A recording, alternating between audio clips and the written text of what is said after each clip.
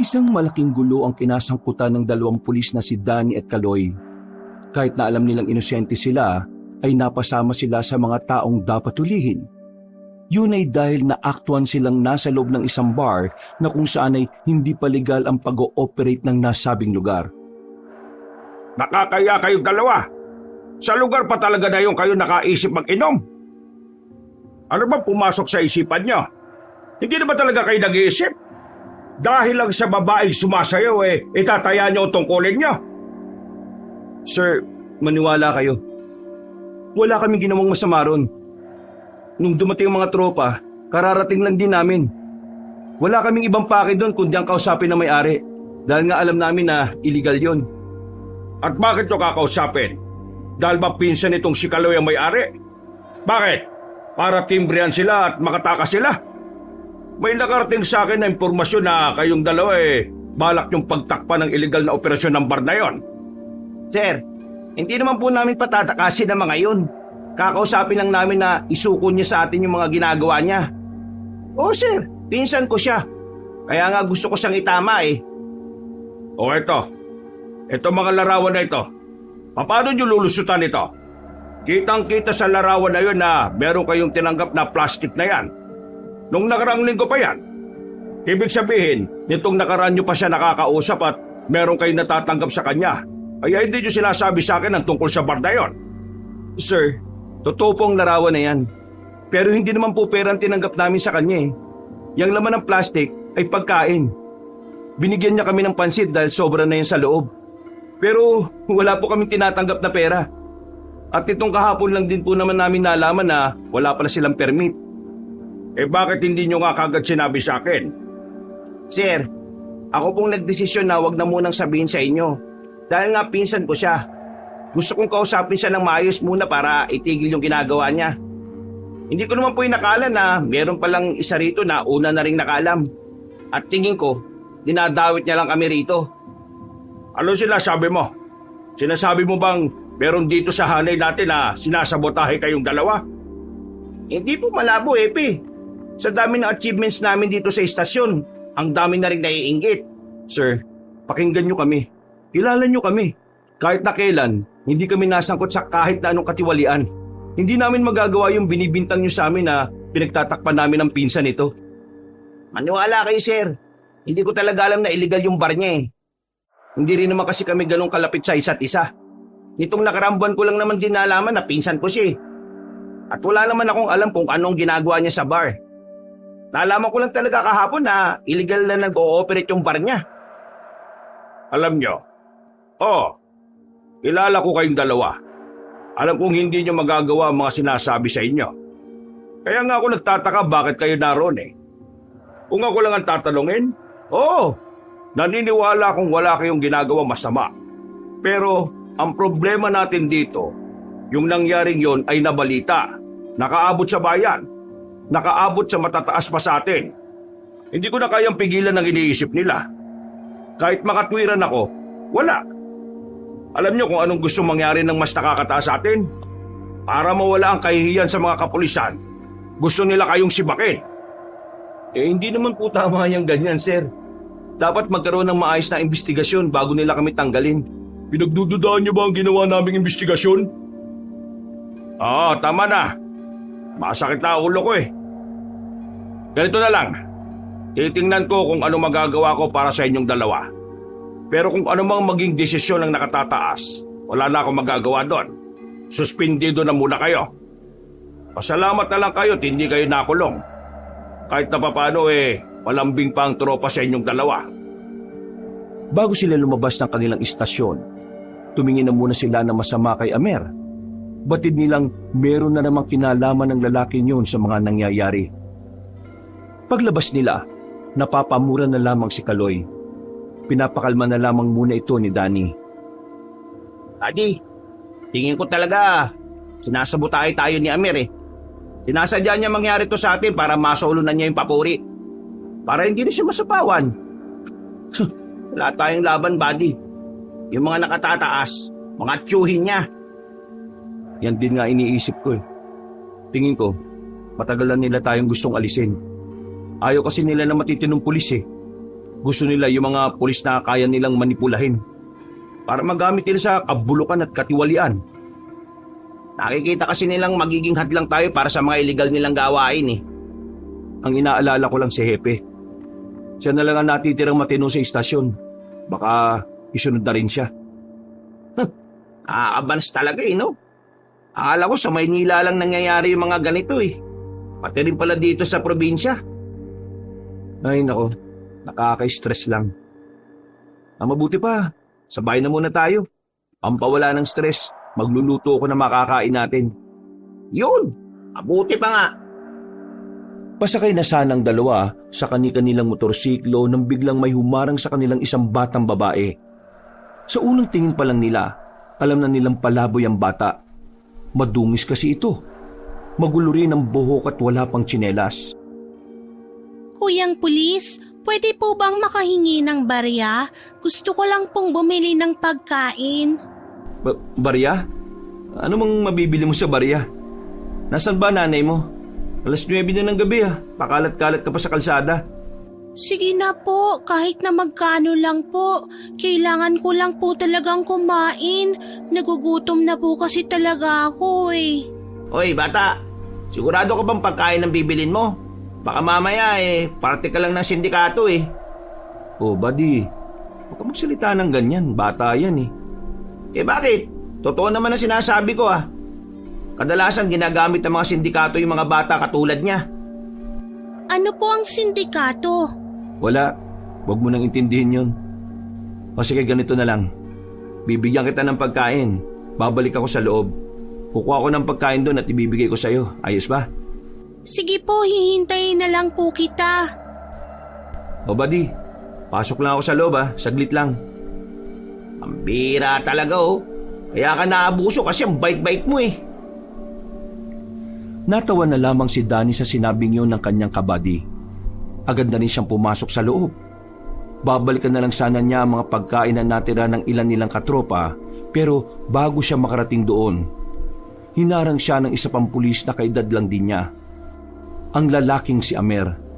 Ang kahanay niyang kahit na kailan, hindi niya magawang makasundo. Palagi na lang kasi itong naiinggit sa kanya. Paano ba yan?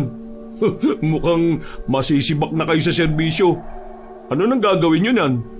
Tapon basura na lang? Pambihira. Mukhang saya-saya mo Sa bagay, mawawalan ka na ng kaagaw sa papuri. Pero, alam mo, kahit naman matanggal kami ni Paring Kaloy, hindi pa rin naman mabubura ang katotohanan na marami na kaming nagawa. Marami na kaming achievements. Marami na kaming napatunayan. Samantalang yung iba dyan, kailangan pang gumawa ng hindi maganda para lang makausad. Pinaparigan mo ba ako? Hindi Bakit kita pariringgan? Wala ka namang ginagawang masama, di ba? Isa kang huwarang pulis na dapat tularan ng mga baguhan sa serbisyo. Ay nako, padanin mo na nga lang ako kasi may kukunin ako sa loob. Dali, tandaan mo to Kapag nawala na kayo rito sa serbisyo, sisiguraduhin ko na hindi na kayo makakabalik pa. Naintindihan mo? Naintindihan ko naman Ang dali-dali lang namang umintindi. Ang hindi ko lang talaga maintindihan, kung bakit gigil na gigil ka sa amin. Wala naman kami ginagawa masama sa'yo. Ganyan ba talaga kapag kulang sa aruga? Naiinis ka kapag may taong umaangat kaya gusto mong bumagsak sila? Sa bagay, yung ama at mga tiyuhin mo nga pala, mataas ang tingin sa'yo. Kaya dapat, maabot mo ang tingin nila, kaya ka huwag dahan-dahan ka sa mga sinasabi mo.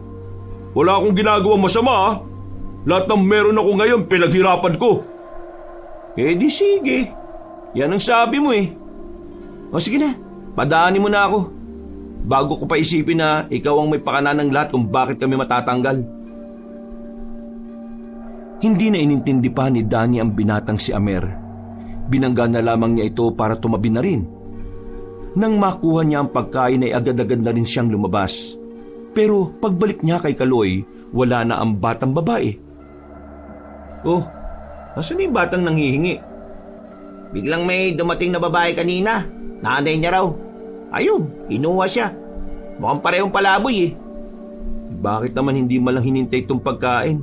Pambihira naman Abay, ewan ko. Ang weirdo nga nung nanay eh. Natataranta ng malaman na pulis ako. Baka nga mamaya parte sila ng sindikato eh. Uy, huwag ka nga judgmental. Parang hindi ka naman pulis. Ano ka ba? Yung mga ganong estilo, dapat alam mong malaki ang tsansa na parte sila ng sindikato.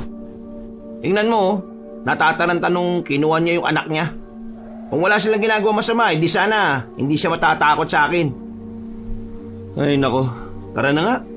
Oh, anong gagawin mo dyan? E di kainin na lang natin. Nakakaya naman sa mga kasama natin kung ibabalik ko pa. Ikaw kumain yan ha. Sawang-sawa na ako dyan eh. Sabay na sumakay ang dalawa sa kanilang motor. Makalipas lang ang ilang minutong biyahe, agad na rin silang nakarating sa kanilang barangay. Ang barangay na kanilang kinamulatan ay tahimik, mapayapa at maayos. Hindi to gaya ng ibang barangay na maraming kabahayan na halos magkakadikit. Ang sa kanila ay may mga agwat. At hindi pa ganoong karami ang mga poste na may ilaw. Pero ganun pa man, masigla naman ang barangay nila kapag sa araw. Sadyang nakabibingi lang talaga ang katahimikan doon kapag sumasapit na ang dilim.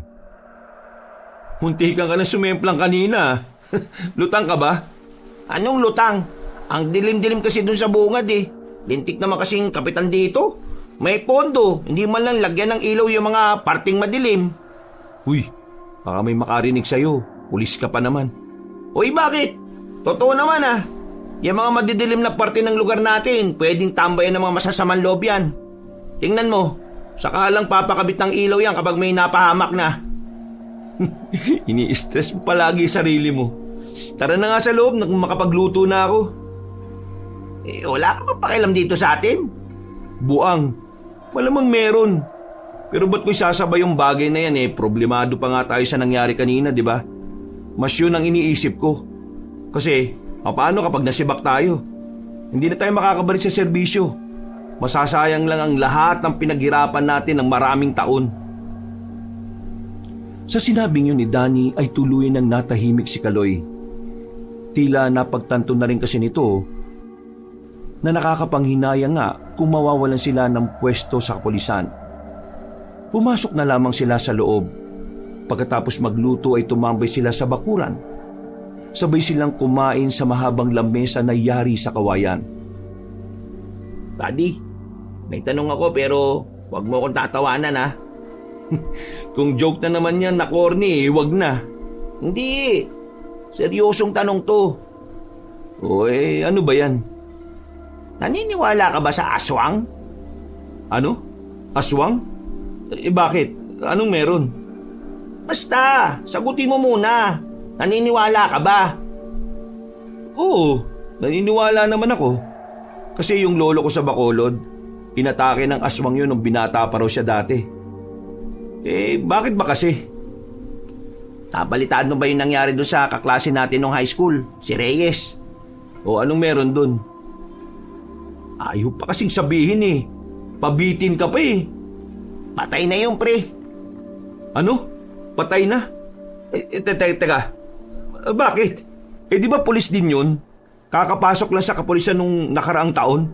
Anong nangyari? Pinatay daw eh. Pero parang hindi naman daw tao yung pumatay. Parang aswang nga daw. Paano naman nila nasabing aswang ang pumatay? Malay nyo naman na tao lang din. Maangas na pulis din kasi yung isang yun eh. Nasa agap kong balita pre. Parang kinaukaw daw yung tiyan eh. Malala buddy. Parang inimbalsa mo daw. Ang sabi pa nga ng kaibigan ni Reyes, babae daw yung dumali. Babaeng aswang. Kasi nakipagmotel daw siya. Ha? Di sa motel pala siya natagpo ang patay. Oo nga buddy. Doon mismo. O tingin mo, aswang kaya talaga yung dumali kay Reyes? Aba, bakit ako tinatanong mo? Kinukwento mo nga lang sa akin eh. Malay ko ba kung may say ka ron? Di ba, sabi mo lolo mo inatake rin ng aswang? Ang alam ko lang, ang mga aswang, hindi sila umaatake kapag maraming tao. Mailap din sila sa tao eh. Kaya, imposible na aswang ang pumaslang kay Reyes kung maraming tao sa motel. Madaling araw daw nangyari. Kesa iniisip natin to, bakit hindi na lang tayo mag-inom? Para naman mawala tong stress natin. Ay nako, sige na nga. Mga ilang sandali lang ay naubos na rin nila ang kanilang kinakain at iniinom. At dahil wala namang ibang kasama si Danny sa bahay, doon na rin nagpalipas ang binatang si Kaloy. Kinabukasan ay tinanghali na sila ng gising. Tunog ng tunog ang kanilang cellphone. Unang nagising si Danny. Pinapunta sila ng kanilang hepe sa istasyon kaya agad naman nilang ginising ang kabady niya. Nagmamadali silang nagbihis. Wala pang ligo-ligo. Mabilis nilang binyahe ang daan patungo sa istasyon at nang makarating sila roon, bumungad agad ang grupo ni Amer. Mga nakangiti, halatang ng aasar. Pero hindi na lamang nila yun pinansin. Pagpasok nila sa opisina, "Magandang umaga, sir." Basahin nyo ito. Inilapag ng matanda ang isang papel. Nang basahin nila ang nakalagay doon, ay agad din naman silang tumutol. Sir, wala na ba talagang magagawa para dito? Baka naman po pwede namin mapakiusapan. Wala naman po kasi talaga kami ginagawang mali. Kung ako lang naman ang tatanungin, ayaw ko rin naman kayong mawala rito. Pero ang dami kasing mga lumalabas na ebidensya na naroon kayo eh. Kalat na sa dyaryo. Tapos ito pang si Kaloy, pinsan niya pa yung may-ari ng bar na yon. Sobrang kahihiyan ang naidulot nun sa kapulisan. At yun ang kinagagalit nila. Sinabutahin lang kami, sir. Si Amer ang lahat ng may kagagawa nito. Sinetap niya kami, nariniwala naman ako na wala kayong ginawang masama. Pero wala tayong ebidensya na si Amer ang gumawa nun sa inyo. At sa kasamaang palad, mas marami siyang ebidensya laban sa inyo. Alam niyo naman ang trabaho natin mga kapulisan, hindi ba? Nagtatrabaho tayo nang nakabase sa mga ebidensya. Bumuntong hininga na lamang ang dalawang lalaki. Alam nilang wala namang mangyayari kahit na magmaktol sila sa kanilang hepe. Kaya naman, tinanggap na lamang nila ang naging desisyon ng mga nakatataas sa kanila. Pero sa kanilang isip-isip, hindi sila papayag na hindi nila mapanagot si Amer. Malakas ang kanilang pakiramdam na si Amer ang dahilan kung bakit hindi sila naiintindihan. At kung bakit iniisip ng lahat na meron silang ginawang hindi tama. Lumabas sila ng opisinang yon. Nang nasa tapat na sila ng istasyon, nilapitan na naman sila ng uniformadong si Amer. Tingin pa lang nito, nakakabwisit na. Mukhang ito na yata ang huling araw ninyo ah. Ano nang mangyayari niyan? Hindi na ba tayo magkikita? Mas maganda na yun siguro hindi na tayo magkita. Nakakasira kasi ng araw yung pagmumukha mo eh. Buddy, tama na yan. Hindi ka dapat nakikipag-usap sa taong ipinanganak na may insekuridad sa katawan. Kahit ano pang sabihin nyo, wala na rin naman kayo magagawa eh. Sibak na kayo. Tanggal na kayo. Ayos lang naman sa amin eh. Ikaw, kahit anong gawin mong paninira, kahit na kailan, hindi mo kami mahihigitan. Sobrang layo na ng agwat namin, oh. Hindi mo maabot kung ano man ang mga narating namin bilang pulis. Habang ikaw, nagkukumahog kang makakuha ng karangalan. Ang kaso, hindi mo kaya makuha yon nang wala kang ginagawang katarantaduhan, eh. Kawawa ka naman. Ano sinabi mo? Ikaw nagsimula, ha? Dumaan lang kami. Ikaw ang unang kumausap sa amin. Alam mo, mabuti pa, Amer. Pumasok ka na sa loob at mag-isip ka na kung sino-sino pa sa hanay natin ang dapat mong sibakin. Kasi mas marami pa rin mas magagaling sa iyo sa loob kahit na wala na kami rito. Halos magkiskisa na ang mga bagang ni Amer noong mga sandaling yon. Pero hindi na lang din pinatulan ng dalawa. Sumakay na lamang sila ng motorsiklo nila at natatawa na lang. Hindi ako makapaniwala. Ganon-ganon na lang. Aalisin nila tayo. Nakakapikon tong sistema na to. Anong gagawin natin? Ayaw nila na matitinong pulis na kagaya natin. Mas gusto nila yung mga pulis na siraulo eh. Mga buwisit sila. Makatagpo sana sila ng aswang at sana lapain sila ng malala. Huwag ka magsalita ng ganyan. Baka mamaya mangyari yan. Ano naman kung mangyari? Mas maganda nga mangyari para talagang maramdaman nila ang karma. Nakakabwisit sila. Sandali silang napatigil sa pag-uusap nang matanaw nila ang isang batang babae sa labas ng bakuran ni Danny. Agad nila itong nilapitan nang makilala nila ang bata. Ito ang batang humihingi sa kanila ng pagkain nung gabi. Wala na naman itong kasama. O bata, ikaw yung kagabi, di ba? Opo, ako po yun. Anding po ang pangalan ko. Bumalik itong kabady ko kagabi, kaso wala ka na. May dala pang pansit sana. Kinuha na po kasi ko ng mama ko eh. Uuwi na raw po kasi kami. Bakit ka ngayon nandito? Mangingi ka na naman siguro, ano? Hindi po. Busog naman po kasi ko ngayon eh. Nakakain na po ako ng manok. Wow, manok! Fried chicken ba yan? Hindi po, manok po na hilaw. Nawala ang ngiti sa mukha ng dalawang lalaki na sandali pang nagkatinginan.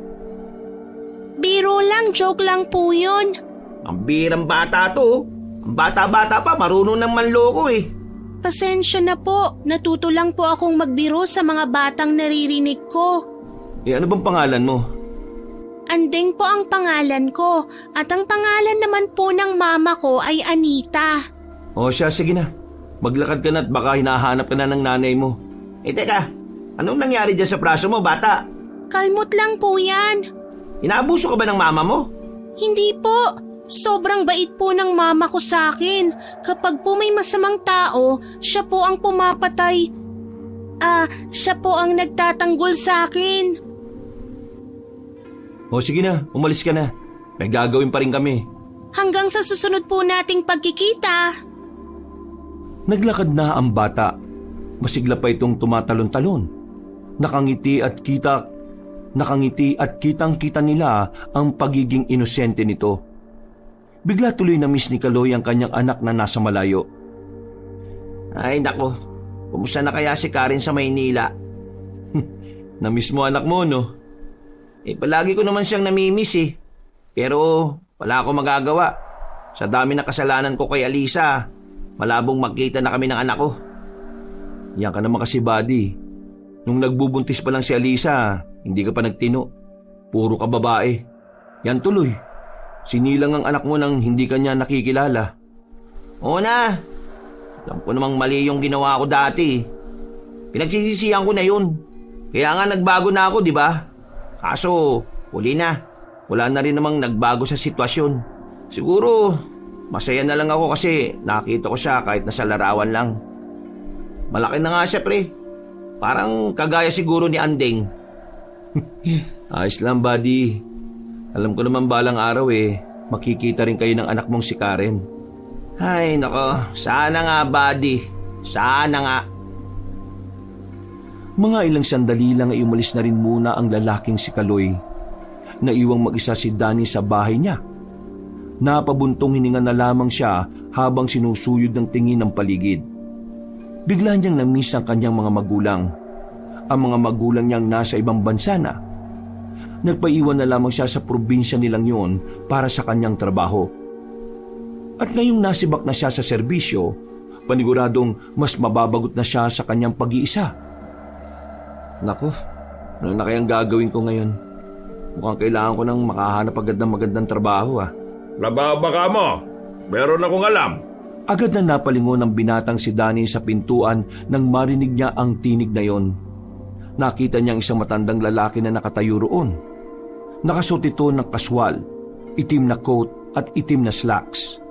Meron din itong sombrerong bilog at ang ngiti nito ay parabang inuudyokan siyang kausapin ng matandang ito. Mawalang galang na pero sino po kayo? Bakit kayo nasa bakuran ko? Makakapagpakilala ako na maayos kung papapasukin mo ko. Hindi. Hindi po ako nagpapapasok ng hindi ko kilala Kung ganon, pwede bang dito na lang kita kausapin sa labas? Tumayo ang lalaki. Nilapitan niya ang matandang lalaki at naupo silang pareho sa harapan ng lamesa. Ang pangalan ko ay Efren. Isa akong negosyante. Alam kong hindi mo ko kilala pero ikaw, kilala kita. Paano niyo ako nakilala? Nakita na po ba tayo dati? Ito ang unang pagkikita natin. Pero palagi kong naririnig ang pangalan mo at ng pangalan ng kaibigan mo sa bayan. Yun ay dahil mahusay kayong pulis. Kaya naman, naisip kong lumapit sa iyo para bigyan kayo ng trabaho. Wala na kami sa serbisyo eh. Kaya wala na kami magagawa dyan sa trabahong sinasabi mo. Sa ibang pulis mo na lang po yan ni Alok. Kaya nga kayo ang naisipan kong lapitan eh. Kasi alam kong sinibak na kayo. Ha? Paano nyo naman nalaman? Sino ba talaga? Bago natin pag-usapan kung paano ko nalaman, hindi mo ba itatanong kung ano ang trabaho na gusto kong ialok? Hindi nakapagsalita si Danny. Medyo naiintriga siya sa sinabi ng matandang kausap. Pero kahit na hindi naman siya interesado, gusto niya pa rin malaman kung ano yon. Ano ba yung trabaho na yan? Kailangan nyo lang hanapin yung aswang na gumagala sa probinsyang ito. At kapag nahanap nyo, dadalhin nyo sila sa akin. Buhay man o patay. Napaayos ng upo si Danny nang marinig ang bagay na yon. Medyo nagulat siya. Hindi niya kasi inaasahan ang sinabi ni Mang Efren. Sa lahat na kasi ng trabahong alam niya, ang paghuli at pagpaslang ng mga aswang ang medyo nawiwirduhan siya. Nawiwinda ka ba sa sinasabi ko? Hindi ba ka panipaniwala? Hindi ka siguro naniniwalang may aswang kaya ka nabibigla. Hindi ako nabibigla dahil may mga aswang na involved. Nabigla ko kasi hindi ko maisip kung anong meron sa aswang at bakit kailangan mong ipahuli. Sabihin na lang nating pineste ng mga aswang ang negosyo ko. Ang farm ko. At dahil doon, hahanap kayo ng ibang tao na papatay sa kanila? Wala ba kayong tauhan? May mga tao naman ako. Pero hirap na hirap sila. Kaya naman, tingin ko kailangan ko na talagang humingi ng tulong sa mga taong talaga namang bihasa. At kayong dalawa ang naisip ko. Hindi ko alam kung tatanggapin ko yung offer nyo pero wala akong ideya sa ganyan eh. At kahit naniniwala ako sa aswang, hindi ko rin naman alam kung anong kakayahan ng mga yan. Hindi naman kita minamadaling magdesisyon. Ang akin lang naman, pwede mo kaming pag-isipan. Wala naman akong ibibigay na deadline. Pero mas maganda sana kung malalaman ko ang desisyon mo bago ang linggo. Huwag ka mag-alala. Malaki ang sahod na ibibigay ko sa inyo. Pag-isipan nyo ito mabuti. Baka dumating yung oras na bigla kayong mangailangan ng pera. Nandito lang ako. Ito ang card ko. Tawagan nyo na lang ang nakalagay na numero kung magbago ang isipan mo. Tumayo na ang matandang lalaki. Tumingin pa ito sa kanya ng nakangiti. Nagugulahan naman si Danny kung ano ang ibig sabihin ng ngiting yon. Pero hinayaan na lamang niyang makalabas sa matandang si Efren. Kumuhay pa ito sa kanya bago sumakay sa sasakyang naghihintay sa tapat. Napapailing na lamang si Danny. Nawiwirduhan sa matandang hindi niya naman inaasahan na darating ng umagang yon. Samantala, agad niya namang tinungo ang bahay ni Kaloy. Saktong inabutan niya ang kabady na nag-iigib ng tubig sa dibombang tubigan. Napatingin ito sa kanya at agad na lumapit. Hindi na nagpaligoy-ligoy pa si Danny. Naikwento niya na kagad ang inaalok sa kanya ni Mang Efren. Patusin na natin! Ano? Patusin? Iyoko nga. Di natin alam kung anong peligro naghihintay sa atin eh. Aswang yung makakalaban natin, buddy ah. Anong alam natin dun?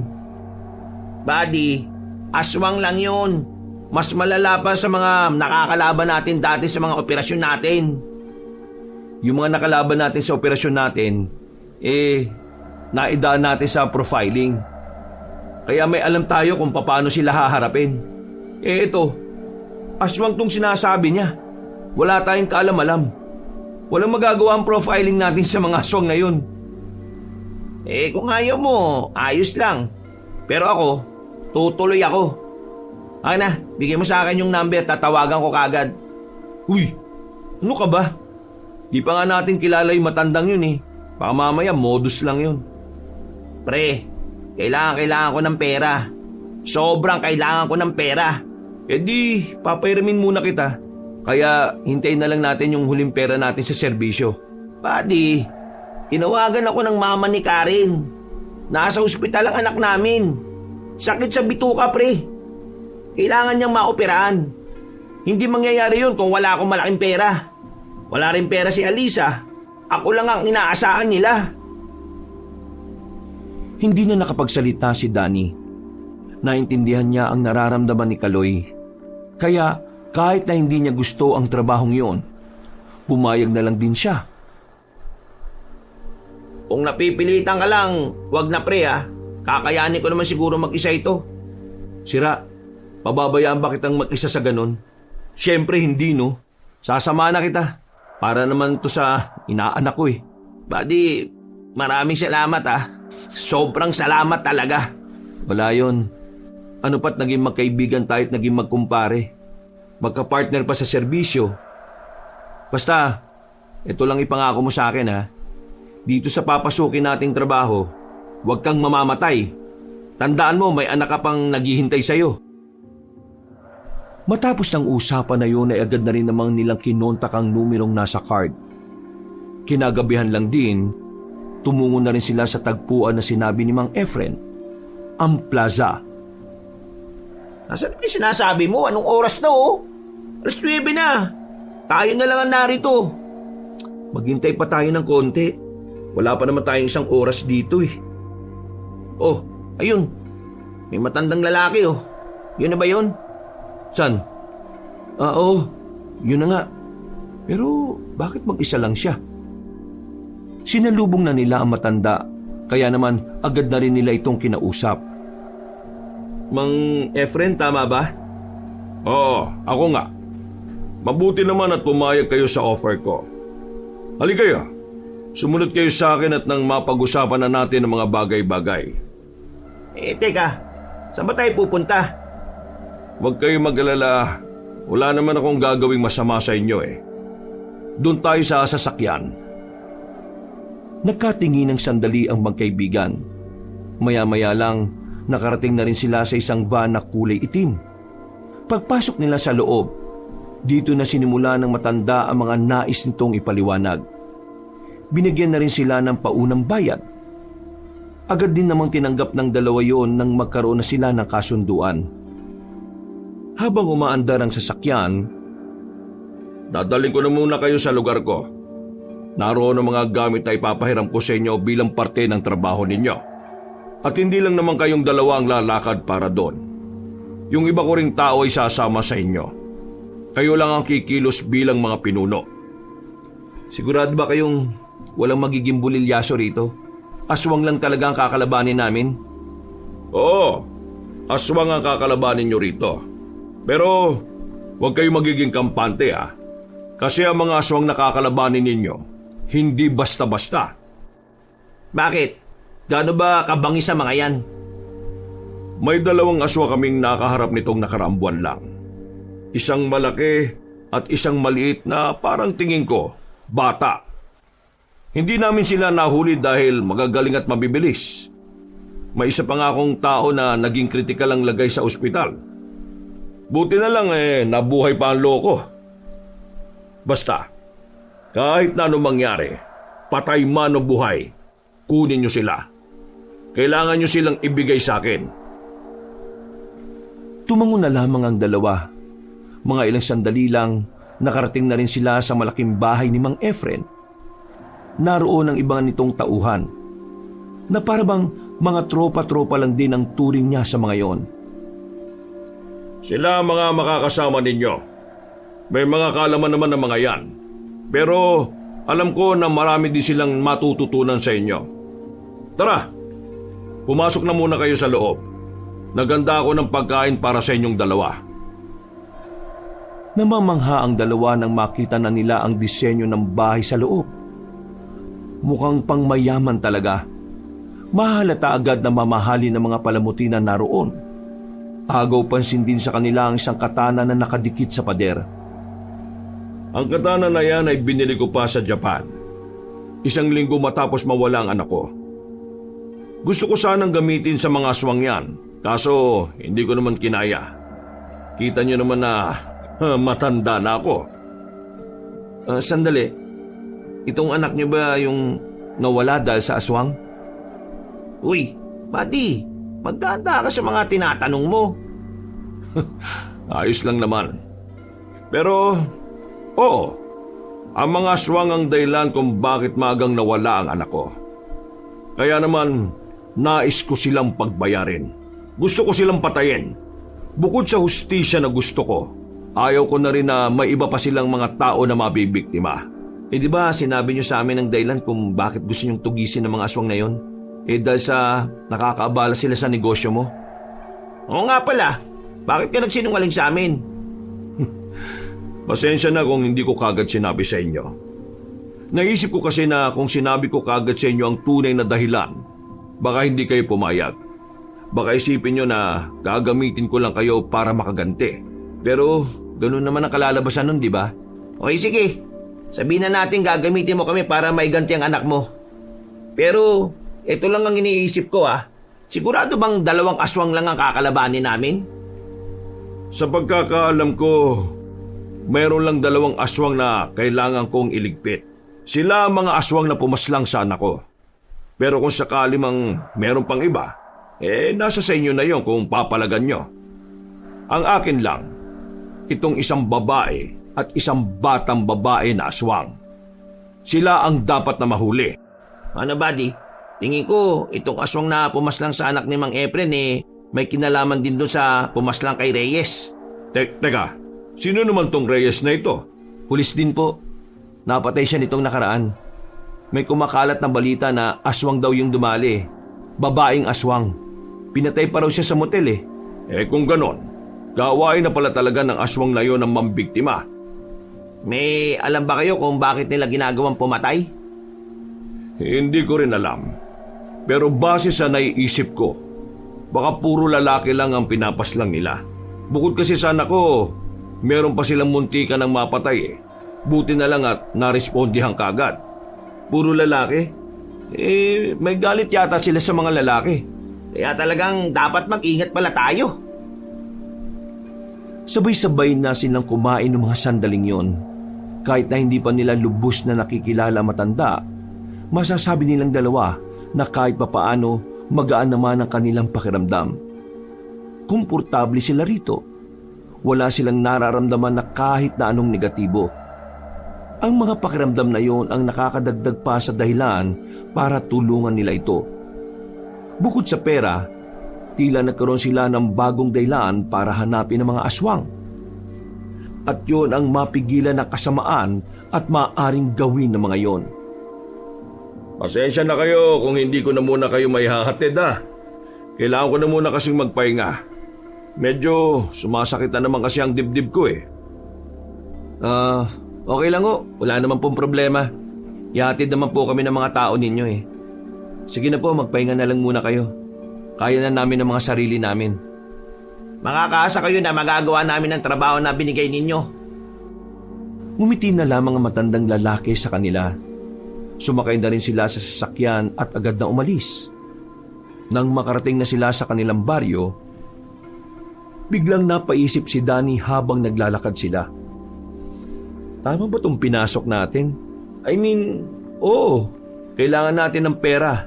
Pero legal ba to, pre? Wala na tayo sa serbisyo, pre. Katatanggal lang sa atin, di ba? Nakalimutan mo na ba yun? At ang dadali naman natin, aswang, hindi naman tao. Wala namang batas na ginawa na nagpoprotekta sa buhay ng aswang, di ba? Kung sa bagay, may tama ka naman. Sino yun Yung bata? Si Anding? Ano na naman ang ginagawa ng batang yan dito? Binilisan nila ang kanilang paglalakad para lapitan ng bata. Pero nang makita sila nito ay agad itong tumakbo paalis. Nag-aalala si Danny na baka kung anong mangyari sa batang yon. Lalo na at may mga hinala na may aswang na gumagala-gala sa kanilang lugar. Saan ka na naman pupunta? Sandali, susundan ko yung bata. Baka mamaya mapano yun Uy, ano ka ba?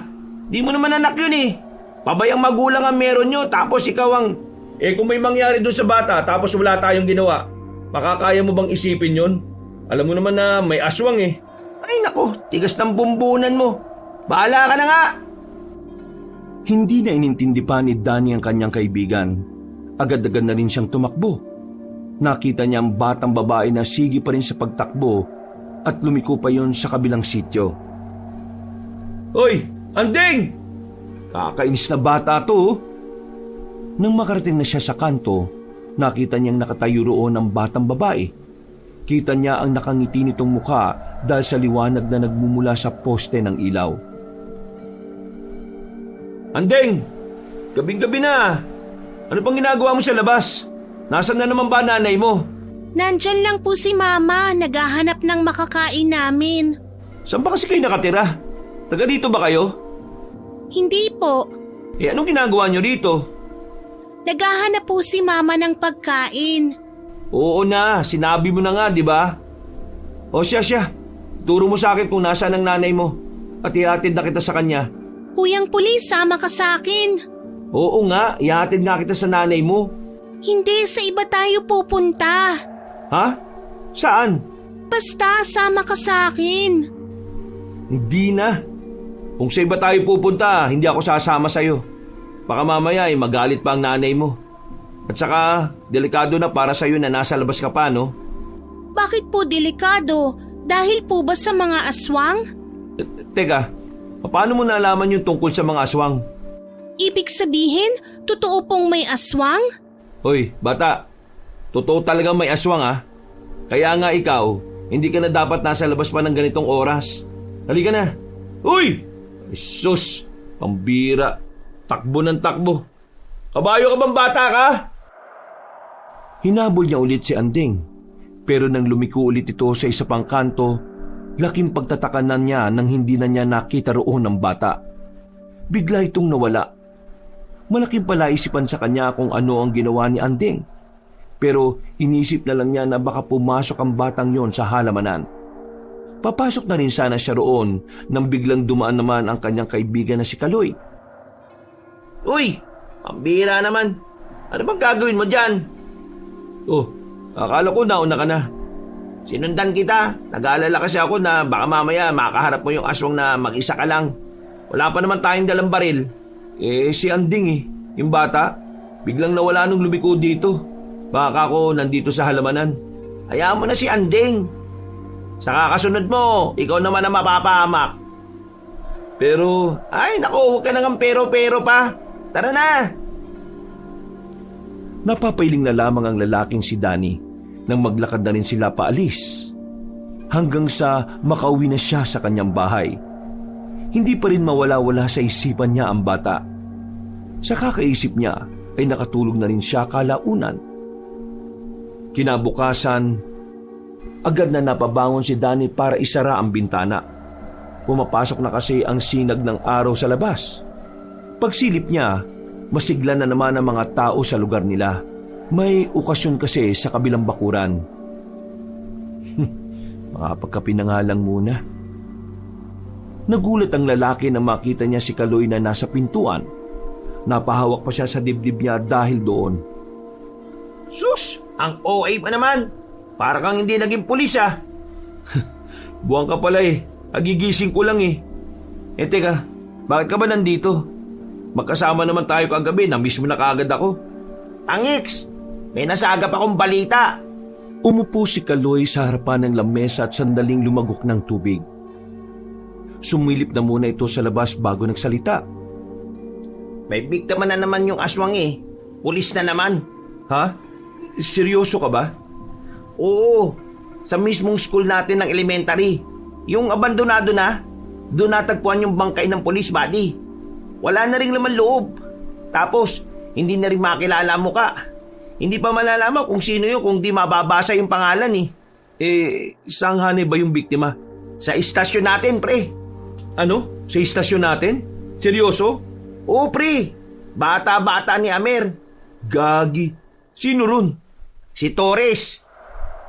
Bakit naman kaya dinali ng aswang yun? Tingin ko kasi, nakadaupang palad niya talaga itong babaeng aswang Parang yung modus ng aswang aakitin niya yung biktima. Kapag sumama sa kanya papatayin. Nako, malabo naman tayong maakit ng aswang na yun. Malamang sa malamang pangit yun. Ano palang plano mo? Wala pa naman text sa atin si Mang Efren Ay, siya nga pala. Pinapapunta tayo sa istasyon. Pinapakuha yung sahod natin at kasama na yung Napalingon silang dalawa sa labas na makita nila ang kanilang hepe o ang matandang mas sanay silang tawagin bilang Mang Onyok. Si Mang Onyok kasi ay matagal na nilang kilala.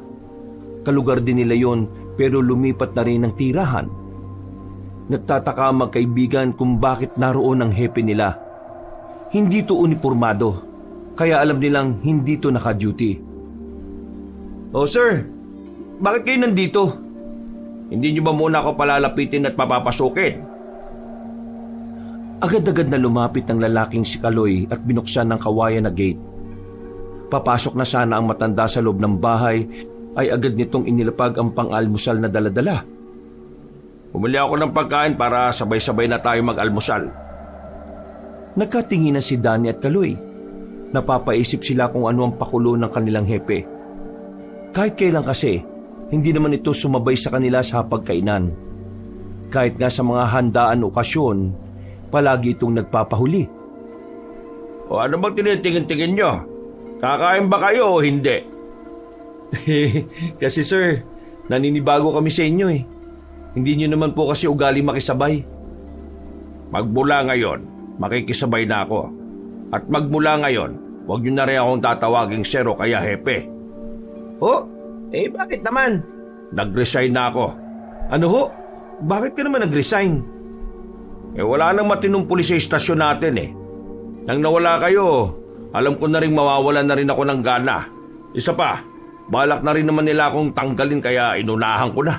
Hindi ko na kaya ang sistema Mabubulok lang ako kung mananatili pa ako. Bago pa nila ako ma-impluwensyahan, umalis na ako. Sira ulo talaga yung mga nakakataas sa atin no? Sino ipapalit sa inyo? Si Amer? Bugok naman ang isang yun. Inalis na nila ang lahat na matitinong pulis kasi gagawin na nilang pugad ng illegal yung istasyon natin. Wala na tayong magagawa. Ang mahalaga, nailayo natin ang sarili natin sa kanila. Madadamay pa tayo sa mga ginagawa nila Ay, siya nga pala. Nabalitaan nyo na ba yung nangyari kay Torres? Oo, kakasabi lang sa akin ni Kaloy ngayon lang, bago kayo dumating. Naniniwala ba kayong aswang ang dumali sa kanya? Kung ako lang naman ang tatanungin, oo, naniniwala ho ako. Ako rin naman Kung aswang nga ang pumaslang kay Torres, edi mahihirapan sila mahanap yon. Naniniwala ba kayo sa aswang? Ako ba talagang tinanong mo Baka hindi mo alam. Nung binata pa lang ako sa Gimaras ang dami ko nang nakikitang kanyang kapag alas 6 ng gabi hanggang alas 7. Buti na lang naniniwala ka sa mga aswang. Hindi na kami mahihirapang ipaliwanag sa iyo kung ano man ang... Buddy! O bakit? Kailangan ba talaga niyang maalaman? Hoy, nagbubulungan pa talaga kayong dalawa sa harap ko. Alam ko na naman kung ano yan Huwag kayong mag-alala. Pagtapos ko mag-resign, nakausap ko kaagad si Efren. Magkakilala ho kayo? Oo, pero hindi kami malapit sa isa't isa. Magkumpare kami sa anak ng isang retired army. Sinabihan ka rin ba niya tungkol sa pagtugis sa mga aswang? Sa totoo lang, hindi ko naman kailangan ng pera mula sa kanya. Gusto ko lang talagang maiba naman ang kinakalabang ko. Interesado ako makapaslang ng aswang. Magkakasama ka na pala namin yan. Parang gano'n na nga.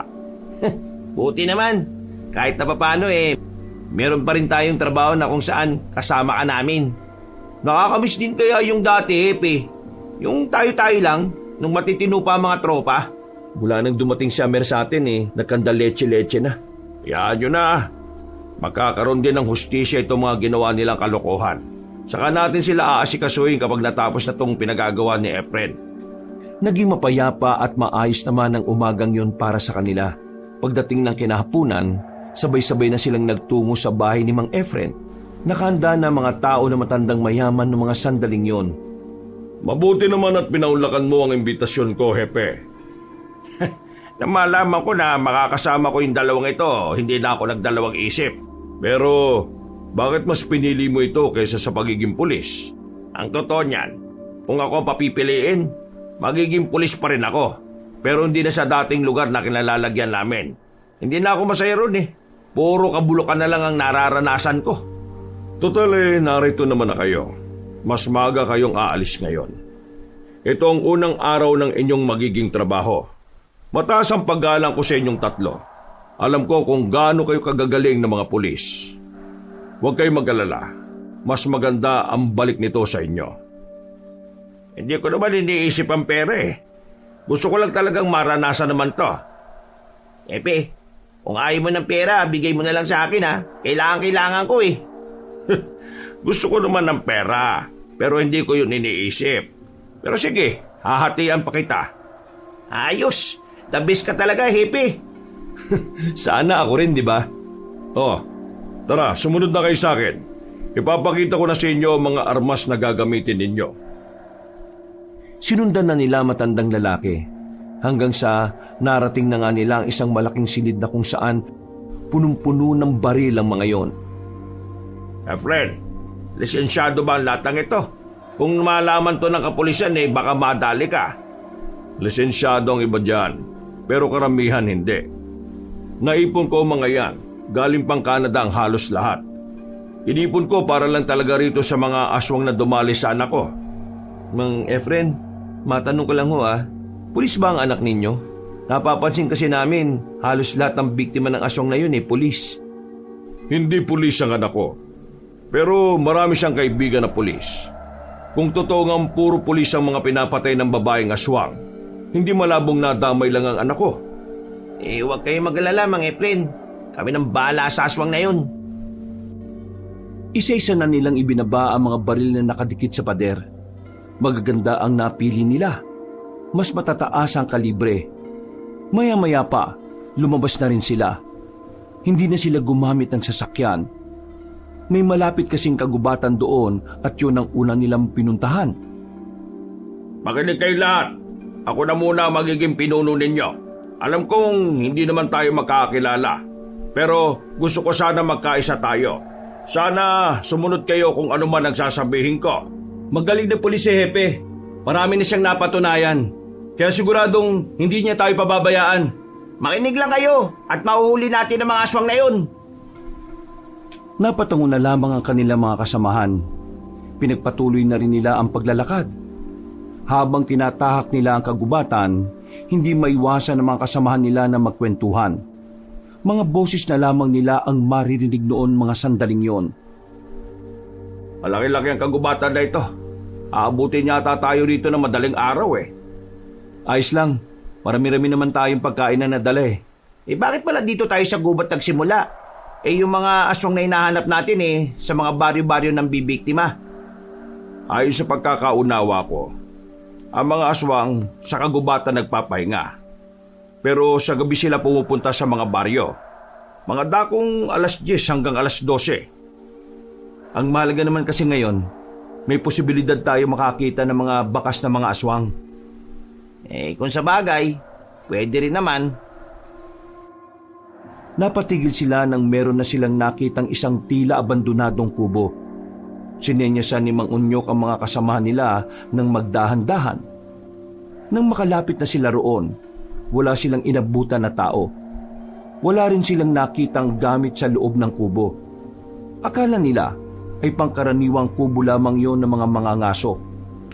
Epe, tingnan nyo itong nasa ilalim Mga buhok yata yan Bakit may ganyan dyan? Buhok to ng lalaki tsaka ng babae. Kung tamang hinala ko, baka ito yung buhok ng mga nabiktima nila. Ibig sabihin, kinakalbo nila? Oo, parang kinakatay siguro nila. Pero bakit yung mga nabiktima nila inaalisan nila ng laman loob? May dalawa kasi silang paraan kung paano nila kakainin ng tao. Pwedeng hilaw, pwede rin namang niluluto nila. Kapag hilaw, siguro yun yung nangyari sa mga biktima nila. Well, wala tayong magagawa dito. Kaya tara na, ipagpatuloy na natin ang paglalakad natin. Sa kanilang pagpapatuloy, marami-rami pa silang nakitang bakas na mga aswang. Merong mga damit na natuyuan ng dugo. Meron din namang mga sapatos na hinihinala nilang biktima ng mga aswang. Nilibot nila ng nilibot ang kagubatan hanggang sa abutan na nga sila ng 3:00 na madaling araw. Dito na nila naisipang bumalik. Palagi kasi nila, napunta na nila lahat ng sulok ng gubat. Negative. Uwi na lang muna tayo. Babalikan na lang natin sila ulit bukas. Baka natunugan na tayo ng mga aswang. Nang makabalik na sila sa bahay ni Mang Efren, ibinalik na muna nila ang mga armas. Kailangan na nilang magpahinga. Inalok sila na matulog na sa bahay ng matandang lalaki, pero dahil hindi sa komportable, pinili na lamang nilang umuwi sa bahay ni Danny. Pre, timpla ka ng kape natin. Nandun sa kusina, maraming kape. Matamis ba? Sakto lang. Hepe, hindi pa rin ako makapaniwala na kasama ka namin sa trabaho ngayon. Parang kailan lang nasa iisang istasyon lang tayo eh. Ako nga rin eh.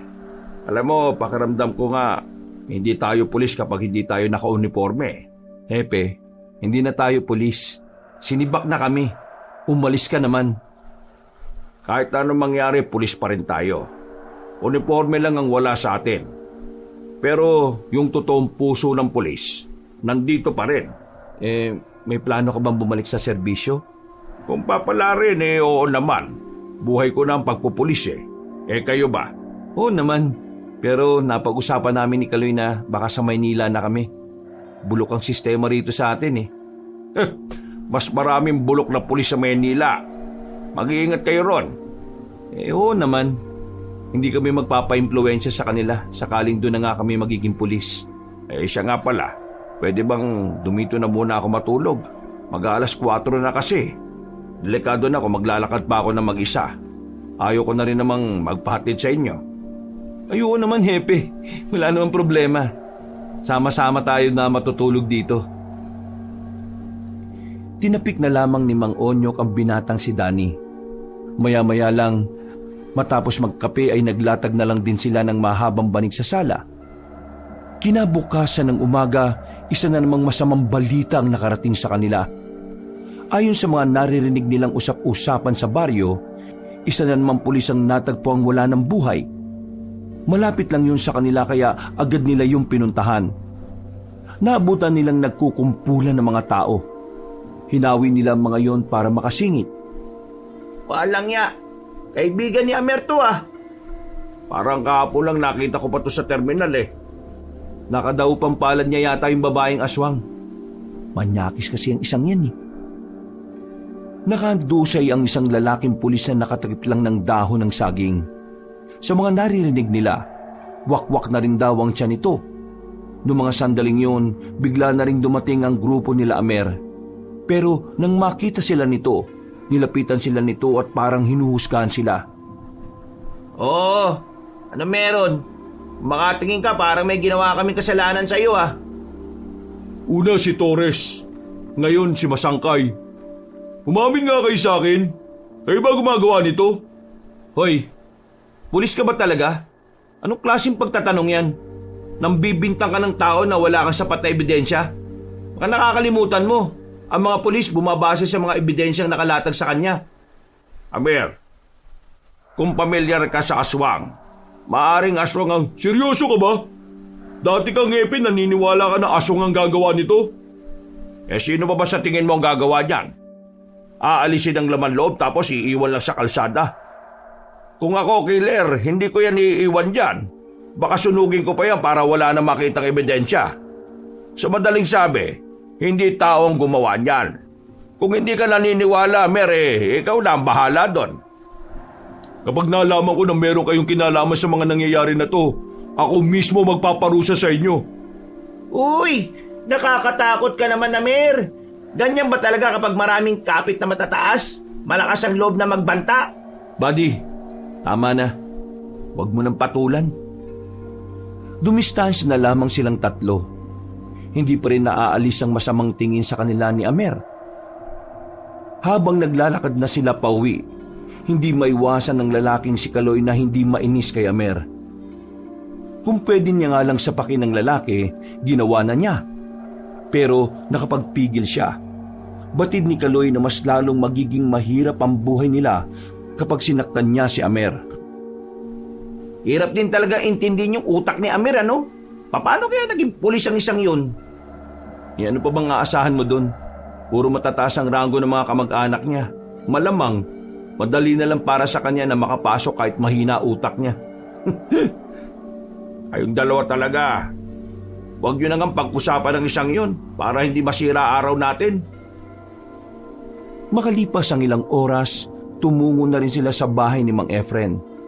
Sa puntong ito, hindi na sa kagubatan ng ruta nila. Iisa-isay nila ang pag-uusisa sa mga baryo.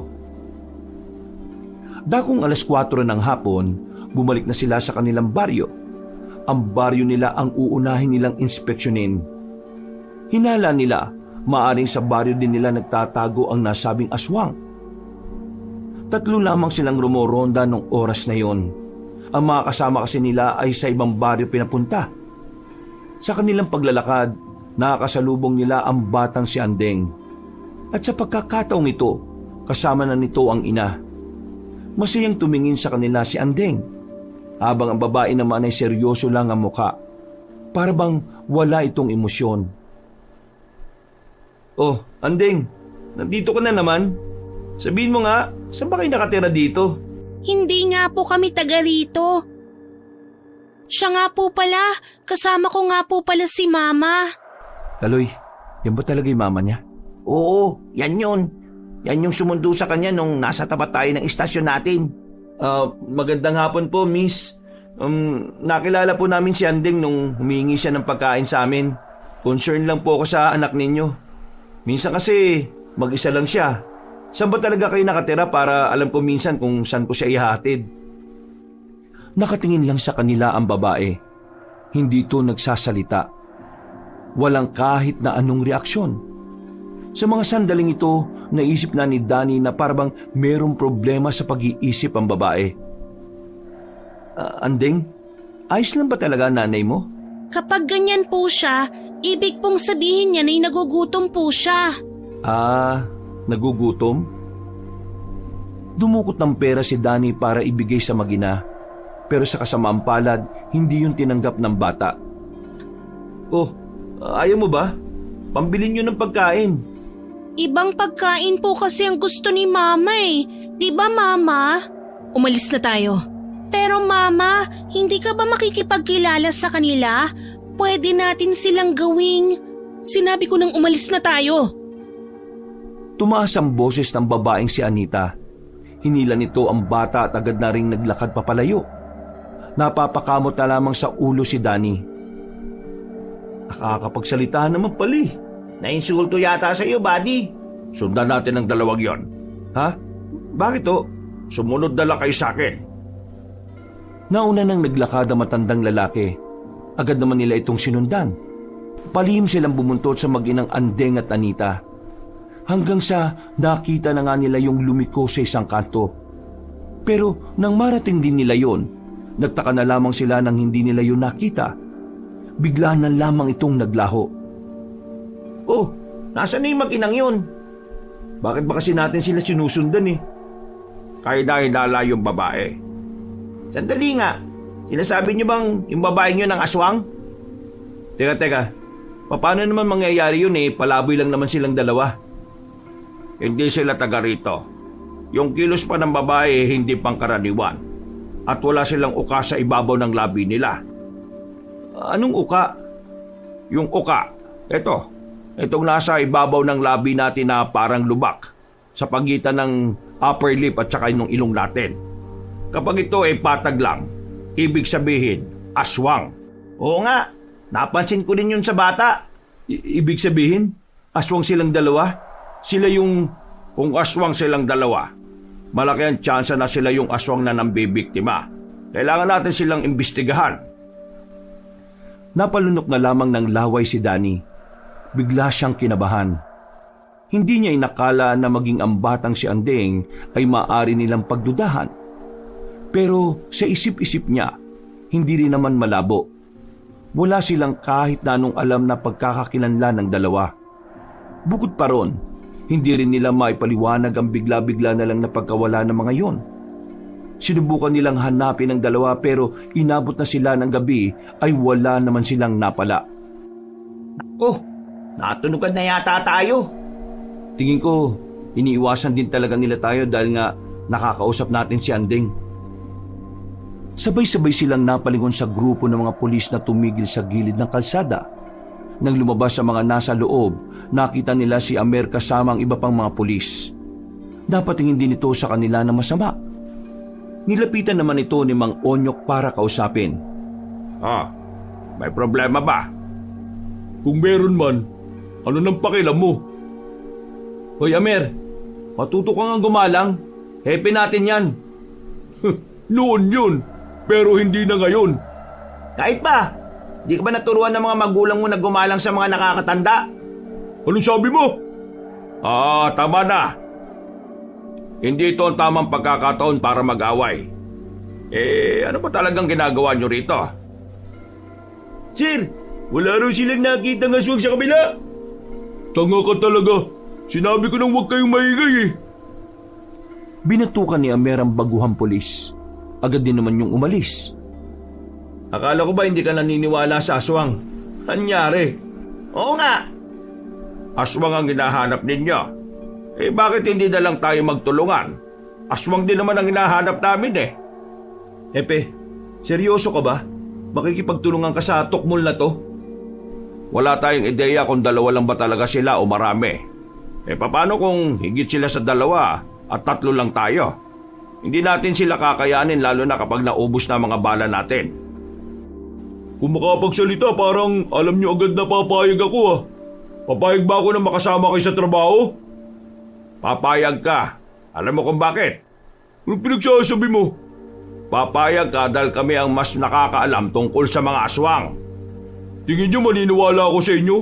Di nyo nga masabi kung bakit nyo hinahanap ang mga aswang eh. May nagpapatrabaho sa amin na patay na mga aswang. Ito ang bago naming trabaho. Wala na masiba kami dahil sa sipsip. At wala akong sinasabing pangalan ha. Baka magalit ka na naman. Alam kong hindi lang katrabaho ang tingin nyo kay Torres. Matalik kayo magkaibigan. Kaya naman, alam ko rin ang ginagawa mong ito personal.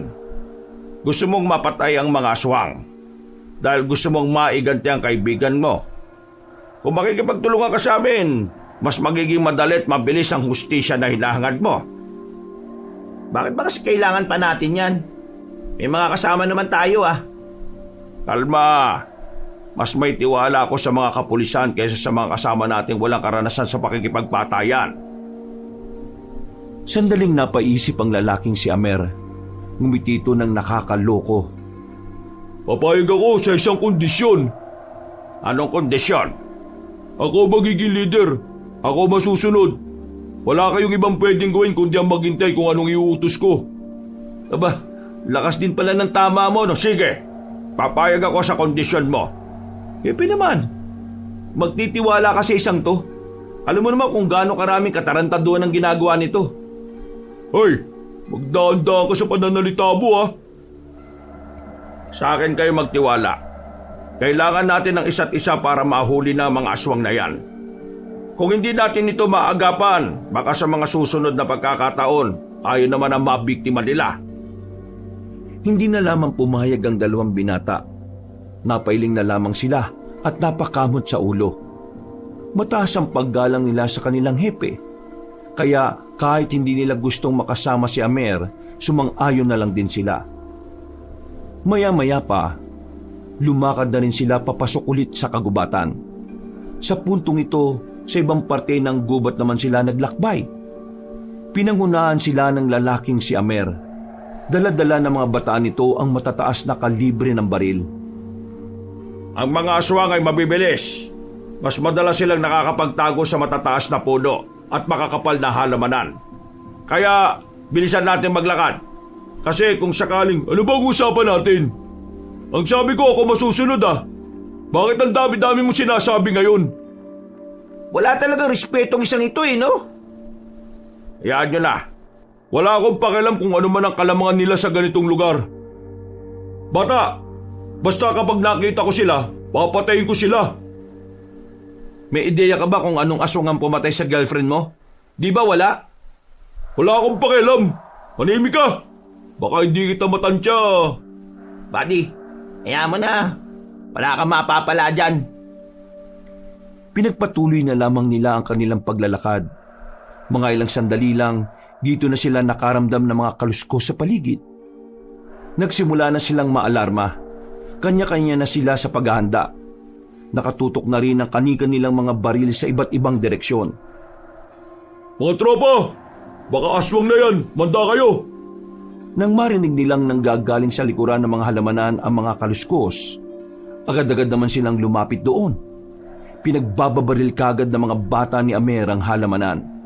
Pero nang ilawan nila ang likuran nito, nakita nila ang patay na dagang bukid. Buisit! Kala ko aswang na eh. Mas malakas ang kaluskos na nagagawa ng mga aswang. Kapag mahina, hindi aswang yon. Di ko tinatanong, no? Galit na naglakad ang lalaking si Amer, habang ang tatlo naman ay nasa likod lamang. Nang makarating na sila sa ilog, ay sandali na muna silang nagpahinga. Ang iba ay naninigarilyo, ang iba naman ay tamang kwentuhan lang.